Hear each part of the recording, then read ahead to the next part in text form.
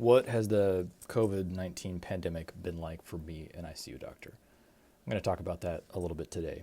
I've been treating COVID patients since day one of this pandemic.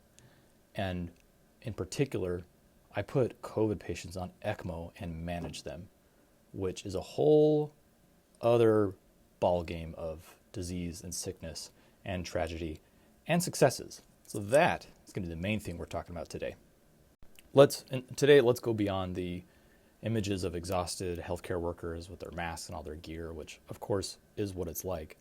But those superficial images don't tell the full story of what's going on. The human tragedy on the one side of patients being lost, family members losing their loved ones, and the moral damage and the costs of mental health on the healthcare providers. So just like anybody else, when I heard about the, coronavirus in China and living here in the United States, when I heard about it in 2019 winter, it was kind of like, oh, is this a thing that's we need to worry about? Is it like SARS? So I was just like anybody else. But then around January and February, I was getting reports from Seattle, from people that I know there, that they were, and if you recall, that was kind of where the first infections really were starting to happen. And from people that I know personally that were working there, and the virus was really starting to sound kind of scary. I was hearing about not only were these patients being hypoxic, not being able to breathe, needing ventilation, but that they were having cardiomyopathy and that they were dying of VFib, that they were having cardiac arrest and dying that way.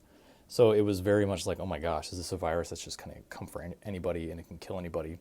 And, looking back retrospectively, it's true, it can. Fortunately, it's not as pathological and as dangerous as maybe we had feared at the beginning. It still obviously has had widespread and devastating consequences, both in our healthcare system. It has killed many, many people, and it will completely change, everything for a generation, including the generation that's growing up in this. So I don't want to understate the significant impact. When I had heard about this going on in China even before that, and I was reading medical reports, I knew these patients were getting ARDS, and that's what's killing them. And ARDS stands for acute respiratory distress syndrome. It's a constellation of findings that where someone gets they can get fluid in their lungs, they can get scarring of their lungs, and it can be caused by many different insults of the lungs, including a virus. Someone can aspirate vomit, someone can get pancreatitis, someone can get a pulmonary contusion from a car accident. All of these things can cause ARDS. When I first saw those images from China of patients that were sick and dying, and I saw CT scans, CAT scans of their lungs, I was like, they're getting ARDS. This is what's killing people. And then, flash forward a few months later, 6 months later, whatever it was, and sure enough, I'm treating patients that have ARDS. Now, I don't work in a medical ICU, so I'm anesthesia critical care, as opposed to pulmonary critical care. These are different types of intensivists. Usually, anesthesia critical care does not attend in a medical ICU. A medical ICU has DKA, which is diabetic ketoacidosis, or these classic medical critical illnesses that you treat, and also really out there rare diseases and things like that. Now I do treat medical patients, but I don't attend in a medical ICU. I attend in a cardiac ICU and also a medical surgical ICU. That I do get some of those medical patients that come as overflow, but I mostly treat surgical patients, like cardiac patients that have had liver transplants and things like that. So I was not initially treating COVID patients right up front. They were in the medical ICU with my pulmonary critical care intensivist colleagues. But believe me, I knew what was going on and saw what was happening with these patients. This is before vaccination and all that. And then flash forward to now we're putting patients on ECMO, and that's where I come in. Because to be on ECMO, you need to be in a cardiac ICU.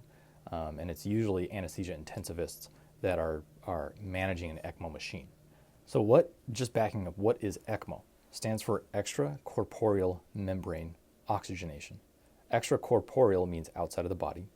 Membrane oxygenation means there's this little membrane that oxygenates the blood as it passes through. It's basically a heart-lung bypass machine.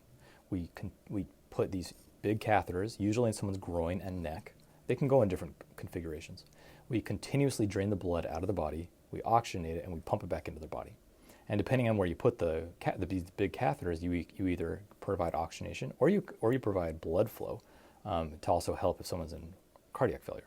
Usually for COVID ARDS patients or patients with ARDS from other causes, we usually put them on just the ECMO type that replaces their lungs. And we call that VV ECMO, veno-venous, meaning we drain from the venous side and we put it back into the venous side. The type that helps bypass the heart and lungs together is VA ECMO, veno-arterial, meaning we return the blood flow to the arterial side, helping to replace the pumping of the heart. Because where does the heart pump? It pumps to the arterial side. So anyway, so we're usually putting these patients on VV ECMO, and that's where I come into play in this pandemic. Here's my typical COVID patient that I'm going to place on ECMO first. So I get a call from like the medical ICU, or I get a call from Montana, or whatever state it is that's in the area, and asking, hey, I have a patient. They're usually younger. When I say young, I mean like less than 65, less than 60. Or a 30-year-old or a 20-year-old or a 40-year-old. These are young patients. That's already a good candidate. One of the things when you're assessing candidacy of putting someone on ECMO is, will they survive the ECMO machine? Or will they die on the ECMO machine? We want to avoid the situation where they're not going to have recovery or there's no out to get off the ECMO. You don't just put someone on ECMO to sustain their life without giving them an out. So if someone is not likely to recover, or if they have many comorbidities, many illnesses, or if they're of advanced age, they're usually not a candidate for ECMO. If they have neurological injury, like a brain bleed, if they have metastatic cancer, these are patients that are not candidates for ECMO, because ECMO is an extremely resource-intensive, constrained resource that needs to be triaged, and it needs to be rationed. I hate to use that word in the context of medical care, but it is the reality, it is the truth. It has to be rationed, and it must be used judiciously to give the best chance to the patients that we're putting them on. So I first assess candidacy. Are they, what is their age? What is their BMI? And I know this is very controversial. I've done videos about this where we shouldn't discriminate for people that have a high BMI, and we shouldn't even use BMI as a measure of anything. Now, I agree with both those points, but there's a reason we use BMI. So BMI is an imperfect method, and it's not a measure of health, and I do recognize that. You don't just say, oh, this person has a BMI, so they're unhealthy. Now, having a BMI correlates with obesity, obviously, and the higher the BMI, the more likely you are to be obese and have more fat tissue than muscle tissue. And having a BMI and being obese puts you at risk for disease, like cancer, hypertension, things like that. And that's just a fact. So the reason we have a BMI cutoff for ECMO, it's a mechanical problem. And usually institutions have a BMI cutoff of 40 or 45. And when I say it's a mechanical problem, what I mean is we put these catheters into people's groins.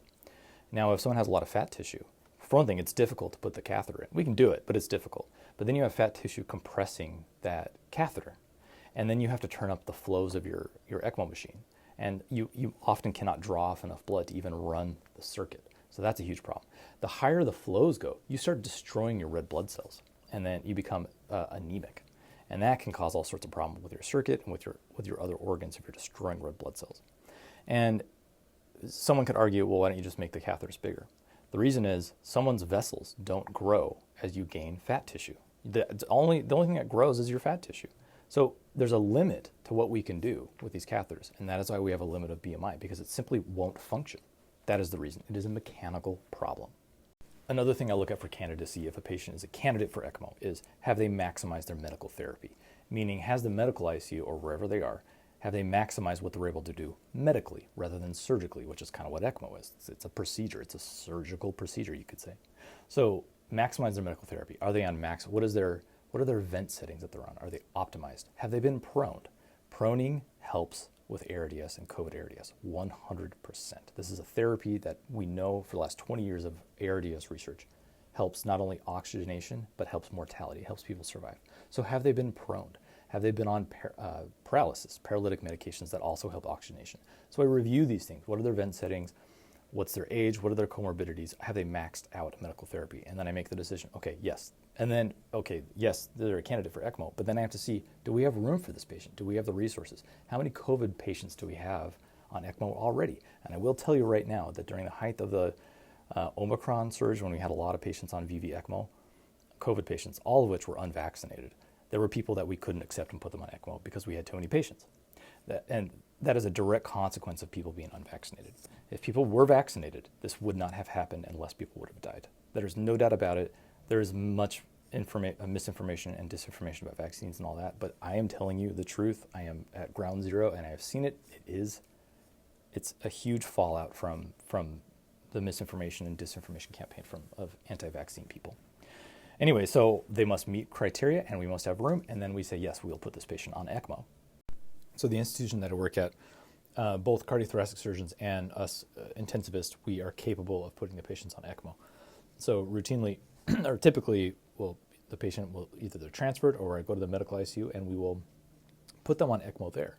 Sometimes it takes a lot of coordination because they can be too unstable to be transferred before they're even placed on ECMO. Anyway, so it takes a lot of logistics stuff. Putting someone on ECMO is basically, if you're familiar with what a central line is, that's where you put an IV in a big vein, like in your jugular, in your neck. It's basically two very large central lines that go into, typically at my institution, we do different types of things, but we do one into the right internal jugular, which is the neck, and then one into the femoral vein, which is in the groin. We gain access get access to the vessel, dilate the vessel, dilate it up, so that we can then thread a very big catheter through. If you're interested in the sizes, a typical good size is like a 19 French return and like a 25 French venous output, which you need that side to be larger so that you can actually draw blood out of the system. So a 19 French and a 25 French. That's typically a good place to start. It depends on the size of the patient. So when we put them on ECMO, we put in those cannulas, the catheters. We also call them cannulas. You'll hear me call them cannulas often as well. Put in those cannulas. You hook up to the ECMO machine. You make sure all the air is out of the system. You prime it with blood and fluid, and then you start it. You start the machine once you have those in, and it is an awesome thing to see someone's pulse ox. Could be in the 70s to suddenly chirp up to 90, 95, 99. Just by turning on the machine. So that is always an awesome moment when we first put them on ECMO and turn the machine on. So that's a great time. But now they are at the beginning. These patients are at the beginning of a new and long and arduous journey of being on ECMO with COVID ARDS. Now, if I want to make something clear, when someone is on ECMO, it does not ensure flawless oxygenation. Just to repeat that, just because you're on ECMO, a machine that literally oxygenates all the blood that's coming in, it does not ensure that your oxygenation will be perfect. In fact, you can become hypoxemic for different reasons, and now things get a whole lot more complicated. The actual ICU management for ECMO patients is complicated, intense, and must be customizable for the patients. You can have troubles with ventilation, hypoxemia, anticoagulation, with sedation. There's a lot of stuff. These patients often get, they need aggressive diuresis. Got to get fluid out of them. I'll put them on Lasix infusions, Bumex infusions, loop diuretics. Got to get fluid out of the lungs because their lungs are like cement. They're so full of fluid within the organ itself that you have to start to do that. They often get collapsed lungs. They get something called pneumomediastinum, where they get air tracking along the heart, in between the heart and the lungs. Extremely common. So you can actually take the breathing tube out of these patients when they're on ECMO. You can take them out, you can have them up out of bed and walking around, or you can go to a tracheostomy. There are risks and benefits of doing these both ways. A patient can give themselves lung injury if you extubate them, take the breathing tube out. They can give themselves lung injury by having these wild swings in their pulmonary pressures if they're short of breath. And as I said, the ECMO doesn't necessarily going to take away all their shortness of breath. So you run the risk of further damaging their lungs. And one of the reasons we're putting them on ECMO is we believe the lungs are going to recover. Maybe they could be a lung transplant candidate. Kind of depends on the institution where you're at if you're transplanting lungs, but it is happening in the United States and elsewhere. But you don't want to damage their lungs more. The whole reason we're putting them on an ECMO is to rest their lungs. So oftentimes these patients get a tracheostomy right away, and sometimes they need to be sedated right away for days.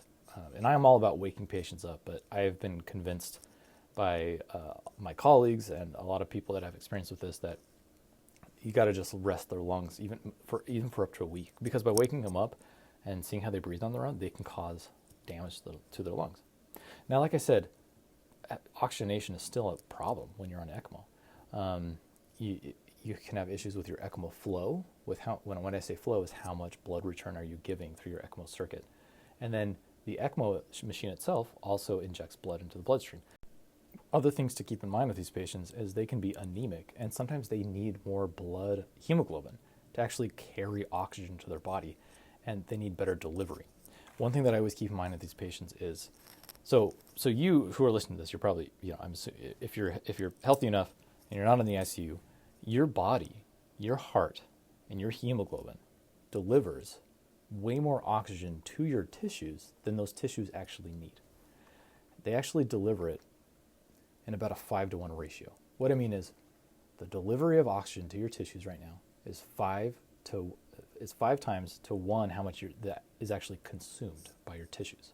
So the oxygen coming back to your heart that's been used up has 60 to 70% still saturated with oxygen. Why are our bodies designed this way? It's a buffer, right? So that you can go and exercise or run from a bear, your muscles start consuming more oxygen, and so that delivery to those muscle tissue is already there. So as soon as you need to go run from a bear, evolutionarily, the oxygen delivery is already there. The reason this is relevant is these COVID ECMO patients, this ratio, the delivery to consumption, is way, way less. It can be 3-to-1, 2-to-1, 1-to-1. They're on a razor-thin edge.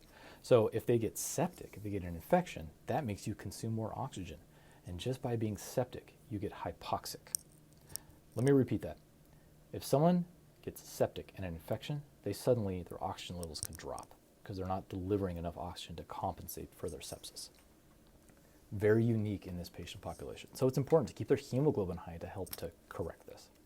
There are other ways to reduce oxygen consumption. Keep them sedated, have them paralyzed, let them be a little permissive hypothermia. Obviously, you treat the sepsis. We can give beta blockade to blunt their high heart rate. As I said, blood transfusions. There's many things that can go wrong. And things can go wrong with the ECMO machine. The oxygenator within the ECMO machine can go wrong. It can clot off. That brings up another point. These patients are anticoagulated. Anytime you expose blood, to an artificial surface, you can cause clotting. So they must be on a blood thinner. I know some institutions maybe don't always have a blood thinner, or they have heparin-coated ECMO circuits, so that does vary. But these patients need to be anticoagulated, and so they can bleed a lot because they're anticoagulated. And yet, even though they're anticoagulated, they can also clot because they can get platelet dysfunction because their platelets are going through the circuit, and you can get platelet aggregation. It is a fine balance. It's a wild dance with these patients trying to get their coagulation right. Another thing I've mentioned on my TikTok channel is sedating these patients. They take boatloads of sedation. And I am talking tremendous amounts. I've had patients that are on a propofol infusion, a Precedex infusion, hydromorphone infusion, which is called Dilaudid, midazolam infusion, an Ativan infusion, and then they're on methadone, maybe even a fentanyl infusion. Maybe they're on gabapentin or mirtazapine. They're still breaking through, and they're waking up, and just by waking up, they're so sick that just by waking up, their oxygen drops. Just by waking up, they consume all this oxygen and they wake up. A lot of people die this way. We can't ever wake them up because their lungs are so bad and the ECMO machine is not enough, and we can never wake them up. And then they stay like that for weeks. They get immobilized, their bodies decondition, and that's how they die. It's a huge problem. So how do we liberate these patients from ECMO? There's 4 things that dictate how they do. Number 1, how damaged are their patients' lungs? How much has a virus destroyed their lungs? We often don't know for weeks. We don't know. Even though if we scan, I've scanned patients' lungs that look terrible, and then they recover. Their lungs get better, not perfect. They're going to have problems their entire life. So that's a question. How damaged are the patient's lungs? The next question is, are they clinically stable enough to participate in physical therapy? Can they get out of bed? If they can't get out of bed, they're not going to survive. They must maintain muscle mass. They must maintain good physical therapy. The third one is, can we wean the ECMO? Are we able to turn down the oxygen? Are we able to turn down how much carbon dioxide we're taking off? Are we able to turn down how much flow we're giving them? If we can't wean it, they're not coming off ECMO. And then the fourth one is what I was mentioning before, a balance between pain control, getting them good sleep, and facilitating mobility with their sedation. Are we able to wean their sedation? Those are the 4 things. Are the lungs recovering? Do they have mobility? Can we wean the ECMO? And can we wean their sedation? If we can't achieve these 4 things, the patients don't survive. about half, oh, and there's just so many other problems they can get, that other barriers to overcome. They can get infections like a pneumonia, happens all the time. They can get a bloodstream infection. They can have multi-organ failure. They can go into kidney failure. They don't all do. Their livers they can have problem with their livers. I talk about problem with bleeding. They can be delirious. And then all these other things that can go wrong with the ECMO circuit. There's many things that can go wrong with these patients. Half get off ECMO. Half. 50% were able to liberate from ECMO. Of those, it doesn't mean all of those leave the hospital, but the majority of those people that we get off ECMO do leave the hospital. So is it worth doing this? Well, the things that I've just explained to you, I explained to a patient's family before I put them on ECMO. I give them what's their chances of surviving, what the course is going to be like, and so that they're informed. And if they want it, and if they believe their loved one will want it, then we do it. And sometimes they survive, and sometimes they don't. The younger you are, the more likely you are to survive. But I've seen older people also survive ECMO and get off. So from my perspective, obviously I'm biased. I think it is worth it to do this, but we do expose patients to a lot of suffering that they wouldn't have. And they definitely would die without ECMO. There's no doubt about that. I've seen patients get off, these COVID ECMO patients get off ECMO after maybe 20 days, but sometimes they're on 50 days, 60 days, 70 days. That is a long time to be in the ICU in what I would describe as a state of suffering. Yeah, we do keep patients sedated, but all the time we do have to wake them up. So it's a long, long course for these patients. And so many people are involved in keeping these patients alive. It's not just me as the intensivist. There are nurse practitioners, physician assistants that are very experienced. There is the ECMO specialist, a perfusionist that's literally there the whole time with the ECMO machine in case things go wrong. There's the ICU nurse. There's physical therapy. There's I mean, the list. There's lab draw people. There are X-ray techs, and then there's all the consulting services. There's infectious disease that we consult. There's the kidney doctors that we consult. Maybe we need to consult neurology for this patient. The list goes on. Pharmacy. The pharmacists that I work with are absolutely incredible. They're the most evidence-based people. I'm leaving people out. I know I am. My point is, it takes many, many people and resources to keep these people alive and to get them through this. So I hope I've shed some light on understanding of why this is a limited resource and why and I'm sorry, it's like a cruel world, but we have to be selective about who is placed on ECMO so that we can maximize the benefit and maximize the survivability of patients that we place on ECMO. It is a great day when we're able to liberate someone from ECMO and send them out of the ICU. It's amazing. Everybody's cheering. It's awesome. But just as many of those, we have the ones where we have to move to comfort care and stop our efforts and let the patients pass away peacefully. These are extremely difficult discussions to have with the family because they've been here for weeks and weeks. They've been hopeful that their loved one will survive. And I'm talking young people. I'm talking people in their 20s, 30s, 40s, 50s that are dying on ECMO from COVID, that are normal BMI, that have no comorbidities. It is happening. It drives me crazy when people are just like, oh, well, what were their comorbidities? What was their BMI? Blaming them, trying to blame the patients, which is such a ridiculous mentality. It doesn't even deserve a discussion. But I've been in many conversations, talked with many families that I believe it's time to stop. I don't think they're going to recover. It takes families a long time to get there. I give them the time that they need to get there, and then I will stand there at the bedside with them as we wind down the ECMO machine and the vent and give more sedative medications. And this is where this comes into play, that these patients now have a high tolerance to sedatives, right? Because they've been on all these benzos and opiates for weeks and weeks and weeks. And now as we withdraw things, they start to get air hunger and they start to get uncomfortable. So we now need to give them medication to keep them comfortable, and they require very high doses to even touch them as they're passing.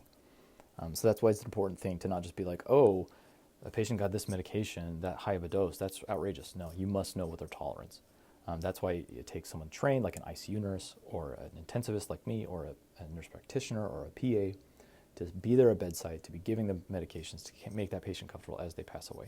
So I've stood there with families many times as we administer medications to ensure that they pass away painlessly and peacefully, and so that their family can have closure and also have peace with the passing of their loved one, whether it's their husband, their wife, their uncle, their father, their son. I've seen it all.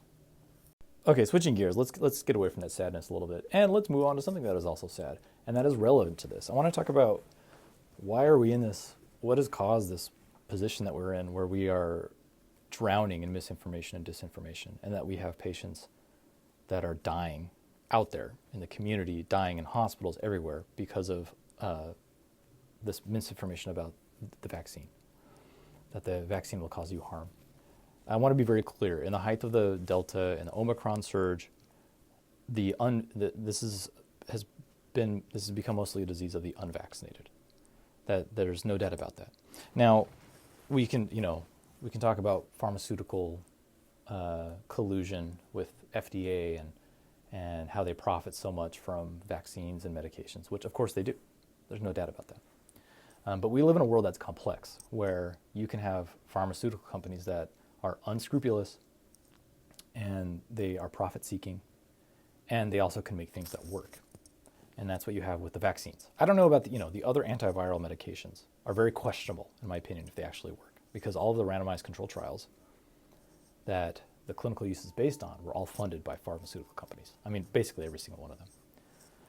But anyway, when it comes to the vaccines, they definitely work. It's confirmed by retrospective epidemiological data. Retrospective means you look back. You're like, okay, did the vaccines work? Oh, let's look back. Oh, they clearly do. They obviously do. They're not perfect. They're not 100% efficacious, but they clearly correlate with reduced disease, hospitalization, and death. That is irrefutable. That is an unassailable fact. So why are we having so much problems with people not understanding this? My answer is because of culture war, right? It's because of culture war. What is it? What is a culture war? It's a war of ideas, morals, and I guess standards that is based on ideology. That's what a culture war is. And a culture war produces culture warriors. One of the problems that we're having in American society and elsewhere is that our ideologies are becoming stacked with our identities. We have an ideology, and it gets stacked along with our identity. What do I mean by that?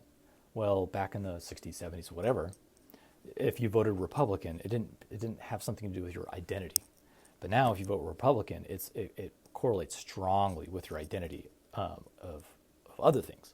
Same thing with like being a liberal or a Democrat, right? If you are a vegan, so if you identify as a vegan, you are probably voting Democrat, right?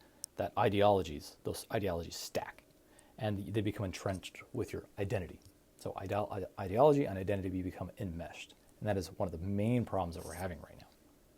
Now, if you're like a politician, if you're a senator, if you're a congressperson, whatever it is, this is the ideal situation for you, because all you need to do is pluck on the strings of a culture war, and you enrage the people that identify with that. It creates group bonding, cohesion with your own group. It engenders more tribalism, and it's incredibly easier to manipulate people. And how do you manipulate people? You do it with a culture war. That is how you manipulate people. Why, if you were someone in power, or if you're a politician, why do you want a culture war? It's because it is a grand distraction from the truth and the reality, which is that, at least in American society, our government does not function anymore for the public. It doesn't. It doesn't matter what party it is. It doesn't function to serve the public. That is the reality. And so politicians use the culture war as a distraction to galvanize their base, to be like, hey, see this culture war? This is what it's all about. This is what you need to be angry about. This is what you need to be passionate about. Oh, and let's just ignore all of the state and corporate collusion that's going on that only enriches the very wealthy, which is basically what we're not a democracy, of course not. We're not a democratic republic, of course we're not that. We're a plutocracy or an oligarchy where a small group of people actually control things. They control the wealth, and they actually control what's going on.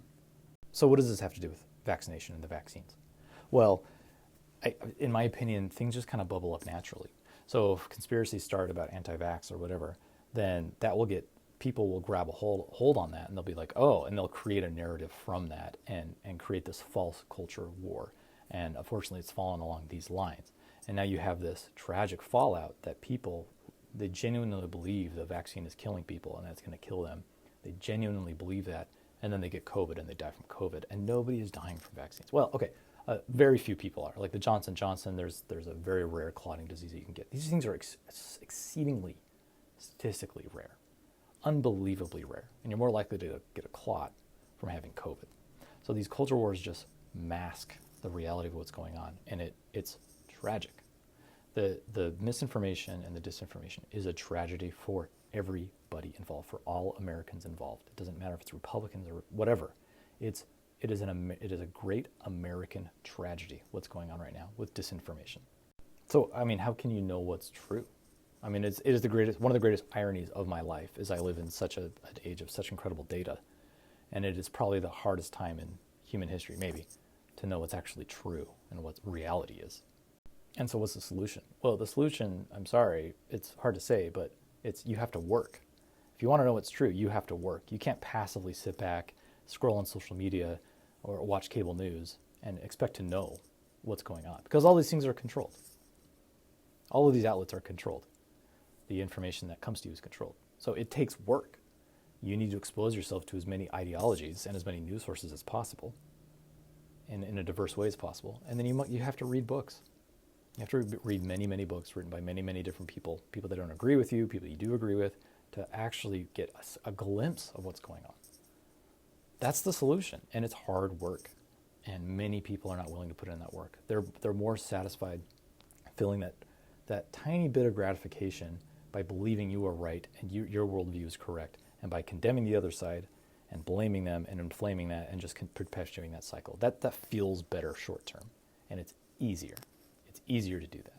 So on the note, I'm going to recommend a specific book that I think is really important. I'm going to just tell you why it's so good. That's going to help you cut through the nonsense a little bit. This book is called Calling Bullshit: The Art of Skepticism in a Data-Driven World. It's written by Carl T. Bergstrom, and Jevin West. Bergstrom is a statistician at the University of Washington. He's awesome. The kind of main thing about to know about this book, I mean, the main message is that falsehoods fly, lies fly, and the truth comes limping after it. It's very easy to spread bullshit, and the truth comes limping after it. It's a very important book to read right now. I highly recommend it. Read it as soon as possible. It's a blueprint of all the various ways in which lies, exaggerations, contextualizations, and data misrepresentation can flood the media sphere and completely corrupt what is true. One of the first principles is that science is messy. And as a physician, I know that it is incredibly difficult to prove that something is true, whether it's a drug or a therapy or mortality rates for a sickness, whatever it is. It can take decades of many randomized control trials to even create a landmark study that can change medical practice. With that in mind, how could one obscure research paper whose hypothesis has been taken whole cloth and tacked into like the Twitterverse possibly have any bearing on scientific thought or be a representation of reality at all? So Calling Bullshit will outline to you the myriad of ways in which you are bullshitted. You'll learn about the Wakefield debacle connecting autism to the MMR vaccine in 1998. That was based on a tiny cohort that's been completely disproved. But its influence is everlasting. The Brandolini principle is true, which is it's hard to prove all the bullshit that is produced. It's much easier to blast the waves with bullshit than it is to unpack the nonsense and disprove it. That's why it's so easy to spread. Technology has made bullshit problem much worse. Forget the all-seeing eye of AI in tech. If you start out with garbage training programs for the algorithm, you will get garbage out. Is it any wonder that a paper claiming to recognize criminality from a picture would produce nothing but utter bullshit if the input data was headshots of non-criminals and mugshots of convicted criminals? This is a case that he talks about in the book. The low cost of production and publication has contributed to this spreading of bullshit. There's more volume, less filtering. Advertising revenue is designed to make you click, regardless of the content. This will make you cry, or this will make you angry, etc. Those clickable headlines. They convey emotion and not fact. News has changed from what is happening to how we are feeling. There are those that will conflate probabilistic causality with sufficient or necessary causality, or saying that smoking doesn't kill you because there are smokers who don't die of lung cancer, right? That's a logical fallacy. This is everywhere. Bullshit conflates correlation with causality, but correlation doesn't sell newspaper. Causations do. So this is why you see headlines saying stuff like wine is good for the heart, when maybe it's not necessarily. Maybe that's just a correlation and not a causation. People confuse causation and correlation constantly. Disinformation relies on trusted people in your social circle spreading bullshit. The bullshit propagates because people have emotion over a headline and repost it without any vetting whatsoever. Computer-generated faces are created now as profile pics for fake accounts. They can be very convincing. Bots are in fake people with they're fake people with fake identities with a very real agenda. And bot accounts will get retweeted by like the New York Times. Even scientific publications are very guilty of bullshit. Scientists and researchers have the same motivation and desire for career advancement than anyone else. They employ the prosecutor's fallacy, in which a positive result in the test may paradoxically be more likely to be erroneous result than an actual occurrence, even if the test is very accurate. This comes into play a lot when the size of the matching is ignored. P-hacking, he talks about in this book, talks about P-hacking. It's a huge source of scientific nonsense where a researcher will curate their data to get that glorious P less than 0.05 to claim statistical significance. Basically, when a metric starts to become a target, it ceases to be a good metric. The good news about this book is that they talk about is you don't need to get into the black box of statistical analysis or of research. You don't need to understand these things to call bullshit. Remember this tactic. If it's too bad or good to be true, it is. The authors give us some very good advice. Ask yourself a few questions. What's the source? How do they know this? And what are they selling? Avoid confirmation bias, which we all have. Look at what the data is going in and what they're spitting out. I love this part of this book. When you call bullshit, it's a performative utterance. When you say that's bullshit, just by saying that, it's a performative utterance. I loved it. Be accurate, be correct before you speak out, be humble, be kind. Pick your battles. You cannot tackle all the bullshit out there. Anyway, I very much recommend this book. That's kind of my review of it. It's called Calling Bullshit by Bergstrom. Okay, lastly, I'm just going to get into answering a question here from TikTok. This is from TikTok user bpain36 asking, are residents sometimes removed from the residency? If so, what happens to them? It can happen. Residents can be removed from residency. Now, what does it mean removed? There's many reasons why people don't fulfill their residency. Number one, they just figured out they don't like medicine, so they stop going into it. So they're done. I've seen that happen. It is rare, by the way, someone being removed or leaving residency. So they don't like it. They leave. That happens. Or they'll switch residency. Someone will be like, oh, I hate surgery. I'm going to go do anesthesia, which I do see. I've never once heard of somebody leaving anesthesia to do surgery. I swear that's never happened. So those things can happen. Kind of a trend of incompetency, which I hate to use that word, but maybe poor judgment. That has to be like showing that as a trend that an individual is having poor judgment, has a pattern of that. That could be a reason to remove someone from residency, to not have them board certified and graduate to be able to practice. That could definitely be a reason. Making a single mistake, even if that mistake resulted in patient death or harm, is not a reason to remove someone from residency. It all depends on the context. Always what happened. What is the context? I've known. I don't want to get into any sensitive stories, but it's just because someone has done something, a mistake, that's resulted in someone's death. It doesn't mean they're removed from residency or fired or anything like that. And they certainly should not be criminalized. So that's another reason. Certainly drug diversion. If someone is diverting drugs away from patients like opiates and they're using that, that's a reason to be immediately removed from your residency and seek rehab. And that person needs support for many different reasons.